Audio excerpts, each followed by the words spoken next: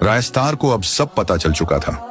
Black 444 ही वो नाम था जिसने चालें चली, झूठ बोया और आखिरकार दो सगे भाइयों को एक दूसरे से जुदा कर दिया।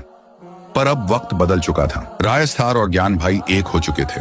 अब वो सिर्फ भाई नहीं थे, एक माफिया सिंडिकेट बन चुके थे। ब्लैक 444 अपने खुफिया अड्डे में छिपा बैठा था।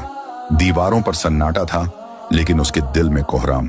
तभी फेक ज्ञान भाई आता है, कांपती आवाज में बोलते हैं, रेस्टार वापस आ चुका है, अब क्या होगा। ब्लैक 444 के जिस्म में एक सिहरन दौड़ जाती है। पसीना उसकी पीठ को भिगो देता है। एक वक्त का राजा आज खौफ में डूबा था। जब रेस्टार इंडिया से बाहर गया था तो वो किसी आम इंसान से नहीं मिला था।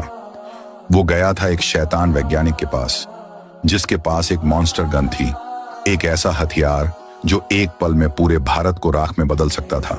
3 महीने बाद ब्लैक 444 ने 3 महीने तक खुद को अंधेरे में छिपाए रखा, जैसे कोई जानवर अपनी मौत से बचना चाहता हो। लेकिन अब डर ने उसे तोड़ दिया। उसने फैसला किया, इंडिया छोड़ दूंगा, रेस्टार का साया मुझे जीने नहीं देगा। वो अपनी काली गाड़ी में बैठता है और चुपचाप निकल पड़ता है। रास्ते में उसका डर कांप रहा होता है। हर मोड़ पर मौत दिखती है। इधर रेस्टार अपनी माफिया आर्मी के साथ खड़ा होता है। जब ज्ञान भाई खबर लाते हैं, वो भाग रहा है, इंडिया छोड़ रहा है। रेस्टार की आंखें जल उठती हैं। वो गरजते हुए कहता है, बिना हिसाब चुकाए कोई नहीं जाएगा। गाड़ियों की गड़गड़ाहट शुरू होती है। रेस्टार और उसका भाई दोनों अपनी गाड़ियों में निकलते हैं और कुछ ही समय बाद एक वीरान खुला इलाका, जहां चारों ओर सन्नाटा था, लेकिन अब वहां खून की बारिश होने वाली थी। महायुद्ध का आगाज। रेस्टार और ब्लैक 444 आमने सामने खड़े थे। दोनों ओर माफिया गैंग तैयार थी। मॉन्स्टर गन गरजती है, गोलियों की बारिश होती है।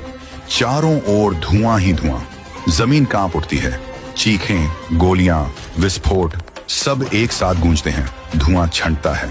चारों ओर सिर्फ राख थी, मरे हुए शरीर, टूटी बंदूकें और जले हुए खून की गंध।